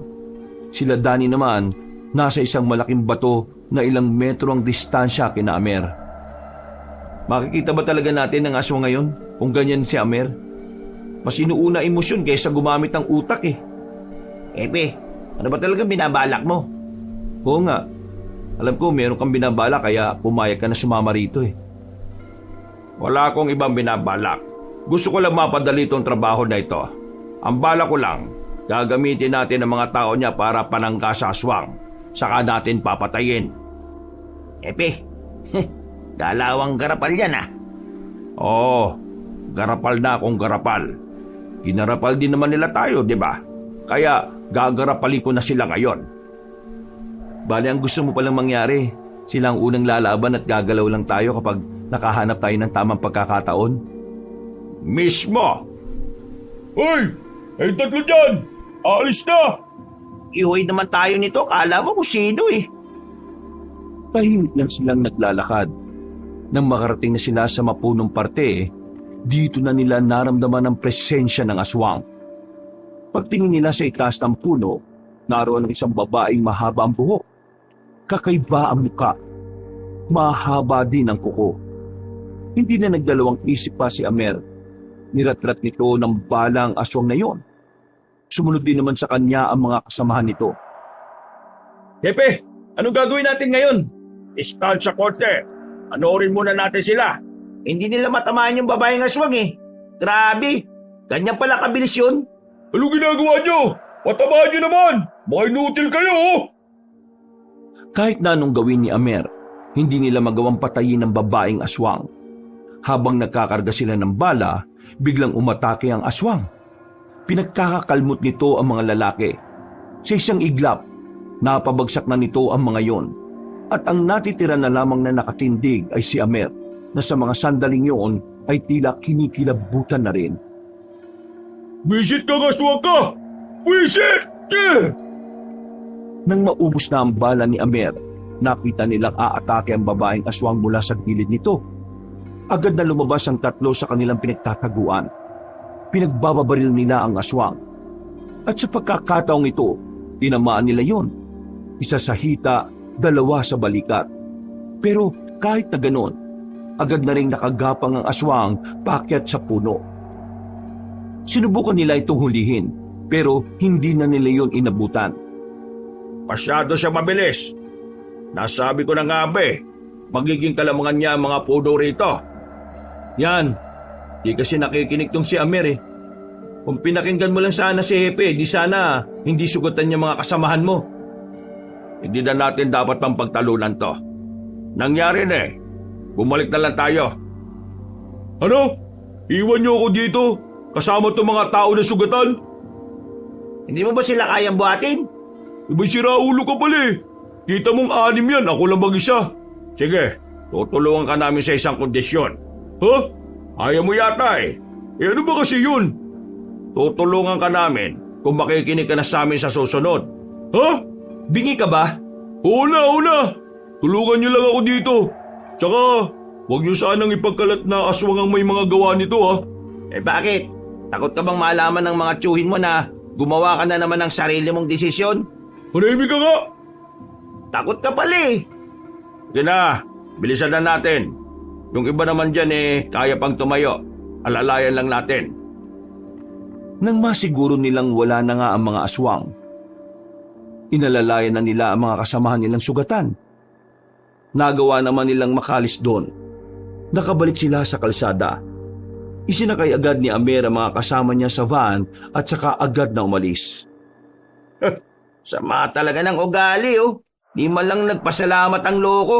Saan niya kaya dadalhin yun? Hindi pwedeng sa ospital. Malalaman ng mga tiyuhin niya. May kakilalang doktor yan si Amer. Baka doon. Sayang, di natin napatay yung aswang. Masyado siyang mabilis Pero ang mahalaga, natamaan natin siya. Kung hindi niya magagamot ang sarili niya, baka maubusan ng dugo yun. Aswang yon. Kayang-kaya niyang gamutin ang sarili niya. Kaya huwag tayo makakampante. O sige, tara na. Puntahan natin si Efren. Kailangan na niyang malaman to. Isang oras din na nagdaan, narating na rin nila ang tirahan ni Mang Efren. Inabutan nila matandang mayaman na abalang naglilinis ng baril. Efren, nakalaban namin ng aswang kanina. Talaga? Nasaan na? Hindi namin nahuli. Tinamaan namin. Ang kaso, masyado siyang mabilis. Tingin ko kailangan natin gumawa ng ibang plano. Yung hindi siya dedepende sa kagubatan. Ang hirap niyang patayin sa gubat eh. Pero huwag kayong mag-alala. Nararamdaman ko na malapit na namin siyang mapaslang o mahuli. Tumangon na lamang si Mang Efren. Pumasok na sila sa loob at saka pinakain. Nagkaroon sila ng kaunting pag-uusap. Pagkatapos noon, bandang 12:00 ng gabi ay nagpaalam na rin sila. Mabangis pala talaga yung aswang na yun no? Kailangan natin mag-ingat talaga sa susunod. Sige, dito lang kayo. Kailangan ko na muna umuwi sa amin. Kailangan ko malaman ang kalagayan ng mga apo ko ron. Kaya niyo bang mag-isa? Siyempre, paperamin niyo ako ng motor Sigurado ka ba, Hepe? Baka naman mamaya mapano ka. Magiging hipid niyo ba ako kung madali lang ako mapapatay ng mga aswang? Ngumisi sa kanila matandang lalaki. Binigay na lang din nila ang susi. Umuwi pa ito sa kanila bago umalis. Ete, bukas na lang tayo ng umaga. Tara na, magpahinga na muna tayo. Sakit na likod ko Tanda mo na kasi. Noong mga sandaling yun ay pinili na lamang nilang magpahinga. Paghiga nila, agad na nakatulog si Kaloy. Habang si Danny naman, kinukuha pa rin ang kanyang antok. Kung ano-anong tumatakbo sa kanyang isipan, isa na nga roon ay ang aswang at ang posibilidad na kilala lang din nila yon. Kalaunan, nakaramdam na rin ng antok ang binata. Pero bandang 4:00 na madaling araw, nagising sila dahil sa malalakas na katok na narinig nila sa pintuan. Napabangon ng dalawa. Pagbukas nila ng pinto, bumungad sa kanila ang batang si Andeng. Umiiyak ang bata, hagulgol. Nakaramdam agad ng awa ang lalaking si Danny. Oh, ano nangyari? Bakit ka umiiyak? Ang mama ko! Ang mama ko po! Tulungan niyo po ang mama ko! Bakit? Ano ba nangyari sa mama mo? Wikri! Hinawakan siya ni Kaloy sa braso at hinila pabalik sa loob. Nagtataka naman ang lalaking si Danny ng mga sandaling yon. Oh, bakit mo ba ako hinila? Burado ko ba tutulungan mo yan? Bakit naman hindi? Narinig mo naman ang sinabi niya, di ba? Nakakalimutan mo na ba yung sinabi ni Hepe? Na alin? Muling ibinalik ni Danny ang kanyang tingin sa bata. Saka lamang niya naalala ang tinutukoy ng kanyang kaibigan. Sa mga sandaling ito, inalibutan siya sa ideyang maaring ang bata at ang ina nito ay isa nga talagang aswang. Pero sa hindi mapaliwanag na dahilan, nang ibabaw sa kanya ang awa. Tila nawala ang takot sa kanyang kalooban. Nawala rin ang pagdududa. Masyadong lumambot ang puso niya para isipin pang posibleng aswang na ang bata. Tingnan mo nga yan, pre, oh. Mukha bang aswang yan? Ano ka ba? Nag-iingat nga lang tayo. Mas maganda nang naniniwala tayo kaysa hindi. Paano kung tama si Hepe? Paano nga kung hindi? Hindi wala tayong nagawa para isalba ang nanay niya. Nakikiusap po ako sa inyo. Iligtas niyo po ang mama ko. Parang hindi niya na po kakayanin. Uy, ano ka ba? Di ka ba talaga makikinig? Buddy, kung ayaw mo ako na lang. Hindi kakayanin ng konsyensya ko na may taong mapapahamak kahit meron naman akong kayang gawin. Nakakainis naman to. Bakit ba ang tigas ng bumbunan mo? Hoy! Sasaglitan ko na lang to. Kasama na ako, no? Oh, Anding, ano ba nangyari sa mama mo? Nahihirapan na po siyang makahinga. O sige, dali mo kami sa nanay mo. Hinawakan ni Danny ang kamay ng bata para mas mabilis silang makalis. Pero nagtataka siya dahil sobrang lamig ng kamay ni Anding. Parang kamay ito ng bangkay. Pero dahil nagmamadali na sila, hindi na pinansin ni Danny ang bagay na yon. Sinundan lang nila ang direksyon na tinuturo ng bata. Napansin na lamang nila na unti-unti nang nagiging liblib ang lugar na kanilang pinupuntahan. Kaya naman tumigil na sa pagtakbo si Kaloy at tumarang ito. Saan ba talaga bahay nyo? Papunta na to sa taniman ng mais eh. Buddy, natatakot sa'yo yung bata oh. Huwag mong tinataasan ng boses. Pare naman kasi, nakakakaba na tong ginagawa natin eh. Paano nga kasi? Ang kulit mo naman. Dapat kasi hindi ka na sumama kung nagdududa ka pa rin eh. Yung mama ko po, kailangan na po natin siyang tulungan. O pre, sige na. Kung ayaw mo, huwag ka na lang sumama. Tara na, Anding. Silang dalawa na lamang ng bata ang nagpakiloy. Mga ilang sandali lang, nakatingin na rin sila sa isang kubo. May kalakyan ang kubo na yon. Medyo mahaba rin at ang bakura naman ay maraming gamit na nakabalandra sa gilid. Napapalibutan ng talahiban ng bahay, kaya medyo nakaramdam ng pagkailangang bata. Pero ang nasa isip na lamang niya sa mga pagkakataong yon, matutulungan si Anding at ang ina nito. Tara po, pumasok na po tayo sa loob. Kasera lang ang ilaw sa loob. Pagsilip ni Danny, wala naman siyang nakitang tao. Pumasok na siya roon, pero wala talaga. Kaya naman nagsimula na siyang mapaisip. Pagtingin niya sa batang si Anding, tumatawa-tawa ito, na parang isang malaking biro lang ang pagpunta niya roon. Anding, nasa bang nanay mo? Bakit ka tumatawa? Ano ba nakakatawa? Kasi po, nagpunta po kasi talaga kayo eh. Sinabi mo kanina na hindi makahinga na maayos ang nanay mo. Kaya ako nagpunta dito kasi gusto ko siyang tulungan. Sabihin mo nga sa akin, bata, niloloko mo ba ako? Opo. Ano? Hindi po totoong may sakit ang mama ko. Niloloko ko lang po kayo. Pambihirang bata to. Alam mo bang hindi nakakatawa yung ginagawa mo? Inabala mo ko. Inabala mo yung pagpapahinga namin. Galit na po ba kayo? Yan ang gusto mong gawin ko, patuwa. Alam niyo po ba, galit din po si mama sa mga pulis? Ha? Anong pinagsasabi mo? Yung mga pulis po kasi rito sa atin masasama. Anding, wala akong oras para sa mga ganitong bagay Kailangan ko nang umalis. Lalabas na sana si Danny nang biglang humarang naman ang babaeng si Anita sa pintuan. Nandilisik ang mga mata nito at kitang-kita ang pagkasuklam base sa tingin nito sa binata. Kayong mga pulis kayo, pinatay niyo ang asawa ko. Sinira niyo ang pamilya namin. Hindi ko alam ang sinasabi mo. Kung meron mang nanghamak na pulis sa inyo, hindi ako yun. Pare-pareho lang kayo. Mga wala kayong puso. Sinubukan naming mamuhay ng normal. Sinubukan naming ilayo ang mundo namin sa mundo ninyo. Pero kayong mga tao talaga ang gumagawa ng paraan para maging masama kami. Ang kulit naman ito. Wala nga akong kinalaman sa nangyari sa asawa mo. At pwede ba, huwag mo kang nilalahat ng mga pulis? Magkakaiba kami. Sa maniwala ka man o sa hindi, may mga pulis pa rin talaga na matitino. Hindi ako maniniwala sa isang katulad mo kasi pulis ka rin. Anding, ano ba itong sinasabi ng nanay mo? Totoo po ang sinasabi ni mama. Lahat po kayo ay masasama. Sa patong batang to Kung masama akong tao, dapat hindi kita binigyan ng pagkain Bibigyan nga sana kita nun kaso bigla ka namang umalis. Kung masama akong tao, dapat hindi ako sasama sa'yo dahil hindi naman kita kilala. Makinig kayo, hindi pare-pareho mga tao. Kagaya nyo, naiiba rin ang ugali nyo kumpara sa iba. Depende sa pinagmulan at kinamulatang sistema. At pwedeng depende rin sa mga pinagdadaanan niya sa buhay. Kaya, Manahimik ka! Wala kang karapatan na mangaral sa amin dahil hindi mo naranasan kailanman na mawala ng taong minamahal.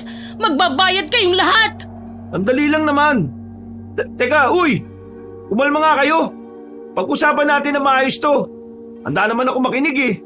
Handa akong umunawa. Kung ano man ang masasamang karanasan ninyo sa ibang pulis, makikinig ako. Tutulungan ko kayo na... Hindi! Hindi na maibabalik ng maayos na usapan ng buhay ng asawa ko! Kayong mga pulis, papatayin namin kayong lahat! Naglaki na lamang ang mga mata ni Danny nang makita niyang nagbago ng anyo ang mag-ina. Pumangit na ang mukha ng dalawa. Dito na napagtanto ni Danny na tama nga ang hinala ni Kaloy. Agad niyang dinampot ang bote sa gilid. Binasag niya yon para gawing proteksyon sa sarili niya. Pero kahit na ginawa niya yon, wala namang nararamdamang takot ang mag-ina. Tila walang balak na matras si Anita at Andeng. Bagay na nagpapalakas ng tibok ng puso ni Danny. Nagsisisi na sana nakinig siya sa kanyang kaibigan. Aswang! Aswang nga kayo!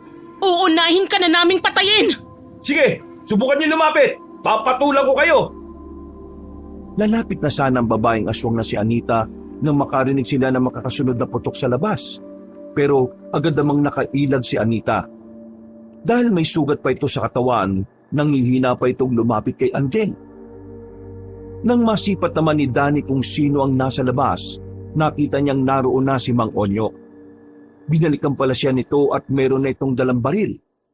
Kasama na rin ang kanyang hepe ang kabady niya na si Kaloy.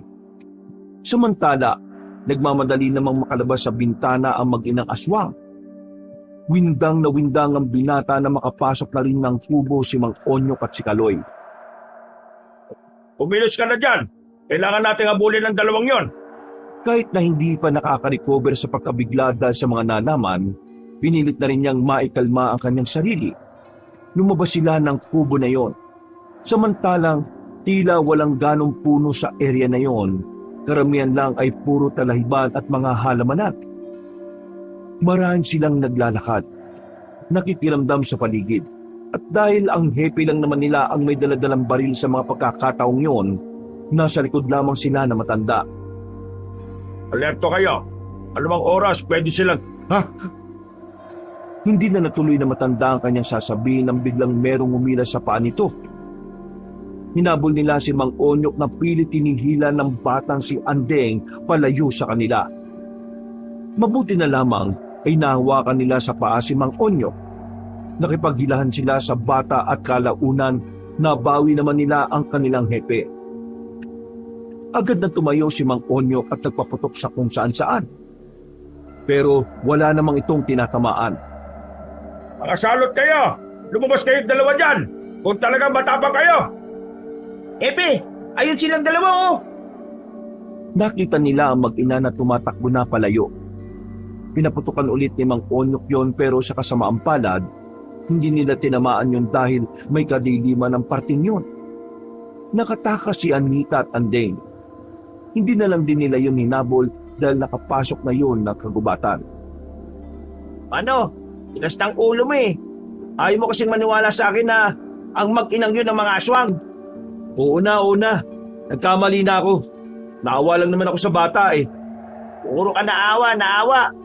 Yan kasi problema sa'yo eh. Masyado kang emosyonal eh. Saka kaganyan mo, mamamatay ka talaga. Inaamin ko na nga na nagkamali ako. Ano ba problema mo? Problema ko, yung ugali mong ganyan. Masyado kang malambot. Oh, tama na. Tumigil lang nga kayo. Hindi na nagsalita ang dalawa. Mataas ang respeto nila kay Mang Onyok, kahit na wala na sila sa serbisyo. Tingin nyo, mapapatay natin ang mga aswang na yon kung ganyan kayo?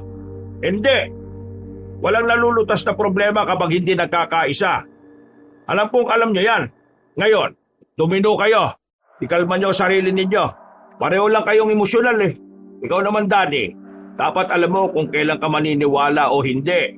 Madalas ang emosyon ng iba ang pinakasinungaling na nalikha sa mundo. Kaya hindi ka dapat nagpapadala lang ng basta. At ikaw naman, Kaloy, kahit na anong mangyari, hindi mo dapat hinahayaan ang partner mo. Nung nasa serbisyo pa tayo, hindi nyo iniiwan ang isa't isa. Kung kailan wala na kayo sa serbisyo, saka mo pa siya pinabayaan. Alam mo naman, patalos-talos tong si Danny minsan eh. Jepe, pasensya na ho kayo. Pasensya na rin. May pagkakamali rin naman ako eh. O sige na, umusad na tayo kagad. Ayaw ko maka-apekto tong hindi nyo pagkakaintindihan sa magiging operasyon natin sa mga susunod na araw ha. Sige na, tara na. Nauna nang naglakad ang matandang lalaki. Sumunod naman si Danny at Kaloy na hindi pa rin nagpapansinan. Nang makabalik na sila sa bahay, ay doon na nilapitan ni Kaloy si Danny. Sa tapat ng pintuan ay nag-usap ang dalawa. Uy, kung kanina, pasensya na ha. Miss lang talaga ako eh. Pero ayos na ako ngayon. Wala yun. Ako nga dapat na humingi ng pasensya eh. Hindi ako nakinig. Itigan tuloy ako mapahamak dahil sa pagiging padalos-dalos at pagiging emosyonal ko. Limutan na lang siguro natin yun. Kung hindi natin pagkakaunawaan. Normal naman to sa magkaibigan eh. Buddy, hindi pa rin ako makapaniwala eh. Parang hindi ko matanggap na aswang si Andeng. Pre, sobrang busilat ng pinapakita ko sa kanya. Tapos hindi pala siya normal na bata. Tinangka niya pa akong ipalapa sa nanay niya. Ikaw naman kasi masyado kang naawa eh. Kaya yan tuloy. Sinamantala ni Anding yung pagiging mabait mo. Totoo nga kasabihan na matatanda. Mas madaling nalilim lang ng mga manloloko ang mga taong mabait. Paging masama ka rin naman kasi kung minsan. Loko. Bukas, ronda ulit ha. Kasama natin ulit ang mga tao ni Efren. Kaya handaan nyo na mga sarili ninyo. Baka sa pagkakataong ito mapalaban na tayo ng malala. Kinaumagahan, maaga silang nagtungo sa bahay ni Mang Efren. Rumonda agad sila at sinuyod ng kagubatan. Pinuntahan na rin nila ang ibang baryo para hanapin ang mag-ina. Pero nabigo silang makita yon sa mga baryo.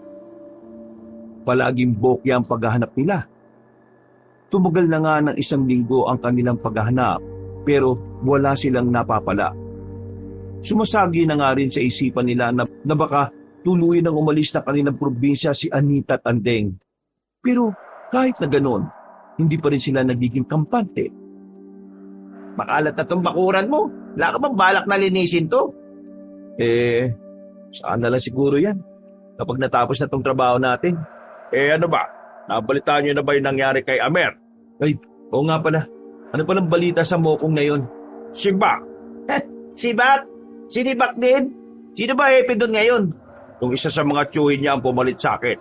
Nagkataon na itong tsuhin niya, galit siya tatanga-tanga. Ito yung tsuhin niya na hindi niya magawang makasundo binalas tuloy si Amer. Nalaman niya siguro yung tungkol sa nangyari. Yung mga tropa, nagsalita, nilaglag si Amer.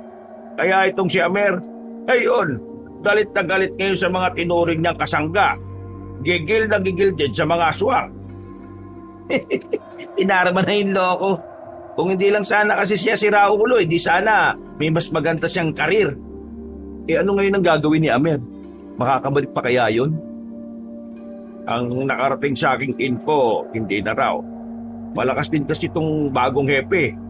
Walang magawa yung ibang tsuhin niya. Dapat pala, siya yung kinausap namin nung nasiba kami ng walang maayos na dahilan. O paano? Alis na muna ako ha. Saan naman kayo pupunta, Hepe? Karawan ng kumpare ko. Baka gabi na ako pagbalik dito ha. Mauna na kayo kumain. Nandyan na yung baril sa inyo ha. Kayo nang bahala sakali makadaupang palad nyo yung mag-ilang aswang. O paano? Pairam ulit ng motor mo, Danny ha. Ngumiti pa sa kanila ng malapad na matandang lalaki. Maingat naman itong pinaandar ang motorsiklo. Samantala, naganda na lamang ang dalawa para sa kanilang hapunan. Noong mga sandaling yon, tila payapa ang paligid. Wala silang nararamdaman na kahit na anong panganib. Magaan lang ang kanilang kalooban. Habang kumakain, Sarap mo talaga magluto ng sinigang, pre. Bakit hindi ka pa mag-asawa? wala pa ako natitipuan, buddy. Pigan ka kasi sa babae. Gusto mo yata yung maladiwata. Kahit na ano, basta yung matinong babae. Kailangan mo na kasing dumiskarte, buddy. Uy, ano yun? Natigil ang kanilang usapan nang marinig nilang may mga nagbagsakang bagay sa gilid ng bahay. Sandali silang huminto sa kinainan. Pasimple lang na kinuha ang baril sa ilalim ng lamesa. Nakakaintindihan ng dalawa sa pamamagitan lang ng kanilang tingin. O paano? Ako mauna ha. Doon ka sa likod. Dala ang 45 na baril, lumabas sila ng bahay. Daan-daan silang naglakad patungo sa kinaroroonan ng mga kadabog. Nang ilawan nila yon, ay wala naman silang nakita. Laking gulat nila nang biglang lumitaw sa bubungan ng babaeng si Anita. Hinamblot nito si Kaloy, nasugatan ng binata sa balikat. Agad naman nagpaputok ng baril si Danny, pero nakaiwas agad ang babaeng aswang. Dumudugo ang balikat mo! Ayos lang ako. Nagdikita na silang dalawa. Nagkatalikuran na sila. Ilang sandali lang, narinig na nila ang tinig ng babaeng si Anita. Lumabas ka dyan! Pag-usapan natin to! Ano na naman to? Buddy, biktima sila ng karahasan ng mga kagaya nating pulis. Kailangan natin sila makumbinse at idaan sa maayos na usapan para hindi na sila mambiktima pa. Kailangan nila maintindihan na hindi lahat ng pulis ay kagaya ng inaakala nila. Kung makukumbinsi natin sila, makukulong ba mga yan? Papayag ba mga yan na makulong? Hindi, di ba? Basta ang mahalaga, hindi na sila mambibiktima. Kahit na kailan, ang sakit mo sa ulo, pre. Andeng! At ikaw, babaeng aswang, lumabas kayo! Sabihin nyo sa amin ang mga hinaing ninyo at baka may magawa pa kaming paraan para dyan. Nakakalimutan mo ha. Kailangan natin patayin ng 2 aswang na yan. Yan ang trabaho natin. Hindi nagsalita si Danny. Maya-maya lang, lumabas na rin si Anita at Andeng. Sa reaksyon ng mukha nito, tila kumalma nito ng bahagya. Sinamantala naman ni Danny ang pagkakataon para makausap ito. May pagkakataon pa para makapagbago. Itigil niyo mga ginagawa niyo. Handa kaming tulungan kayo para mapanagot ang pumatay sa asawa ninyo. Buddy, walang batas para sa mga aswang, di ba? Hayaan mo na muna akong kausapin sila. Sige na. Kulit mo eh. Pinatay nilang asawa ko kahit na sinusubukan na naming mamuhay bilang normal na tao. Bakit nila pinatay? Ano ba ang pwede maging dahilan? Pinagbibintangan nilang naglalako ng droga ang asawa ko kahit hindi naman. Nanlaki mga mata ni Danny na makakita. Bigla na lang may narinig silang putok ng baril. Nanlaki ang mga mata ni Danny nang makitang bumagsak ang batang si Andeng. Nang buhatin ito ni Anita ay nakita nilang umaagos na ang dugo mula sa tagiliran ng bata. Wala na itong buhay, dahilan para mas lalong mamuhay ang kasamaan sa puso ng aswang. Asawa mo pala ang taong yun. Pasensya ka na pero ginawa lang namin ang trabaho namin. Sinubukan namin siyang kausapin pero nanlaban siya eh. Uy, anong ginawa mo? Anong ginawa ko? Eh di tinutugis ang aswang. Yun din naman dapat di ba ang dapat na ginagawa ninyo? Susubukan naming idaan sa maayos na usapan. Bakit mo binaril yung bata? Anong bakit? Aswang yung bata eh. Marami na silang napaslang na pulis. Kaya anong bakit ang pinagsasabi mo? Pinatay mo ang anak ko! Gumapang ng mabilis ang babaeng si Anita, pero agad namang nagpaputok ng marami si Amer. Wala na rin nagawa pa si Danny kundi paputukan na rin ang babae. Pero mabilis yung nakapagtago. Naririnig pa rin niya ang nanggigigil nitong tinig. Hindi mo sila madadaan sa magandang usapan. Sarado utak nila eh. At ang tumatakbo lang sa utak niyan ay gumanti at pumatay. Buddy, ama si Amir eh. Kaya umayos ka na ha. Kailangan na nating iligpit ang aswang na yan. Bago pa man yan makapirwisyo ng iba. Bumuntong hininga na lamang si Danny. Sinukuan na niya ang ideyang maaring magbago pa ang isip ni Anita. Kaya naman, maraan na silang naglakad patungo sila sa likuran ng bahay kung saan nagtungo ang babaeng si Anita. Habang naglalakad sila, lumitaw na naman sa bubungan ng babae. Pero sa pagkakataong yon ay hindi ito lumapit sa kanila. Binato sila nito ng malaking bato. Buti na lamang ay agad silang nakailag. Tumalo ng babaeng yon sa kabilang bahay. Naalarma sila nang makitang nagbabalak na makapasok si Anita sa kabayan. Sinundan nila yon ng sinundan hanggang sa makarating na sila sa bakanting lote. Sakto naman na naglalakad doon si Mang Onyok.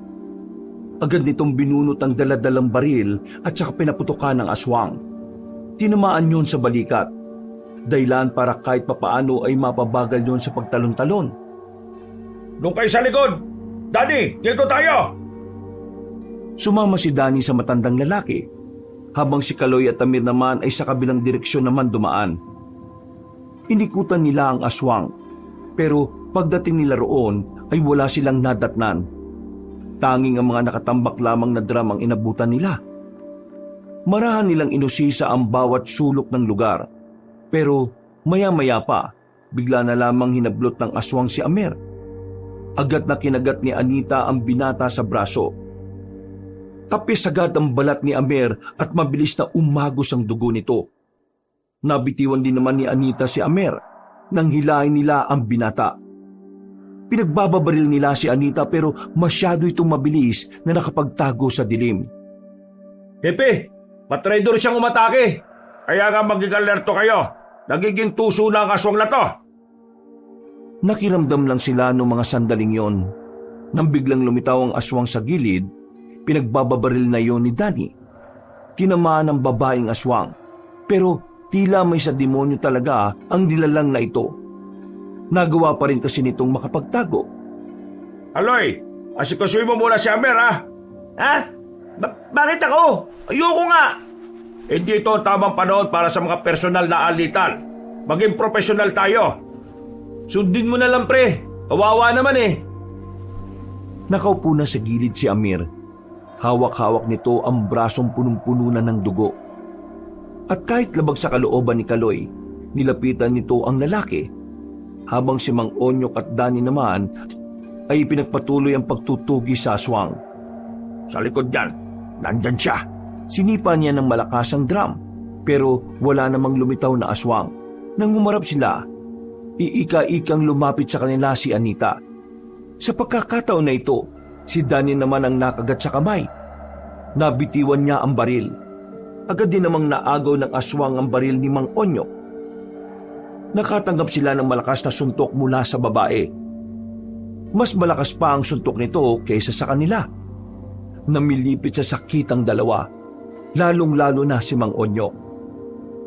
Tao lang kayo! Anong karapatan yung tapatan ng aswang na kagaya ko? Mababang uri ng nilalang ka lang kasi salot ka.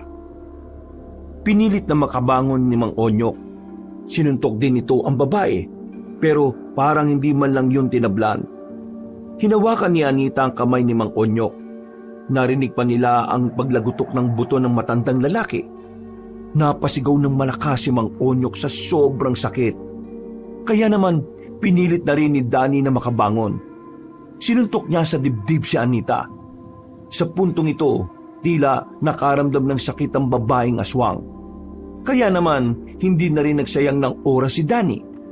Sinuntok niya ulit ng malakas ang mukha ni Anita. Pero masyadong matigas ang mukha nito. Hindi na naman ito tinablan. Binuhat ni Anita si Danny. Binalibag siya nito sa lapag.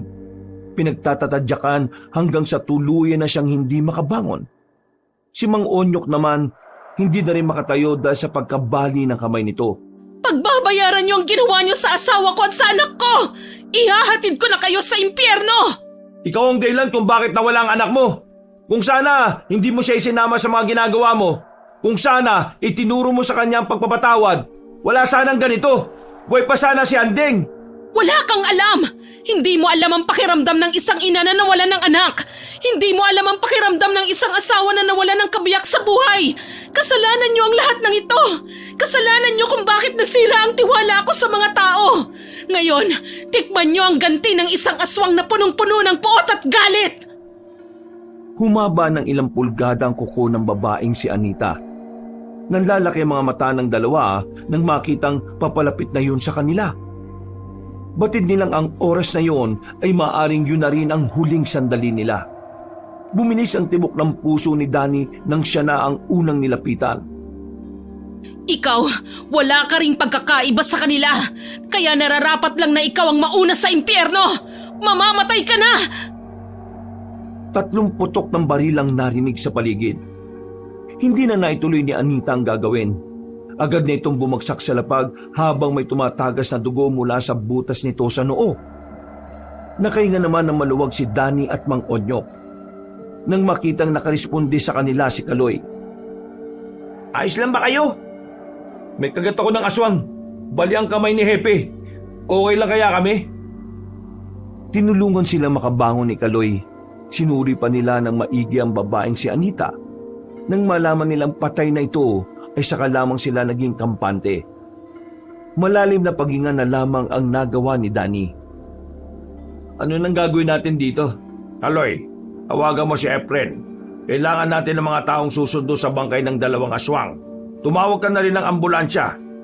Baka mamatay na si Amer doon. Agad na sinunod ni Kaloy ang utos ni Mang Onyok. Mga ilang sandali lang, naihatid na rin si Amer sa ospital. Dumating din naman ang mga tao ni Mang Efren. Matapos makuha ang bangkay, dinala na rin sila sa ospital para malinisan ang kanilang sugat. Kinabukasan ng umaga, saka lamang nakalabas ng ospital si Danny at Mang Onyok. Si Amer naman ay nanatili pa roon dahil mas malalim ang sugat na tinamon nito. May mga obserbasyon pang gagawin sa'yo kaya hanggang bukas ka pa rito. Pasalamat ka ba nga, dinala ka pa namin dito kahit siraulo ka sa amin eh. Hindi salamat. Dami mong dada. Uy, hindi pa rin namin nakakalimutan yung mga ginawa mo sa amin, ha? May respeto lang talaga kami kay Hepe. Kaya hanggang ngayon buhay ka pa. Hindi na nagsalita pa si Amer. Nagmamatigas pa rin ito at walang balak na humingi ng pasensya sa kanila. Iniwan na lamang nila ang lalaki sa ospital at nagtungo na lang din sa bahay ni Mang Efren. Nang makarating na sila roon, inabutan nilang sinisilaban na ang bangkay ng 2 aswang. Maraming salamat sa inyo. Pakiramdam ko masaya na ang anak ko sa langit dahil sa wakas. Nakamit na rin niya ang hustisya para sa kanya.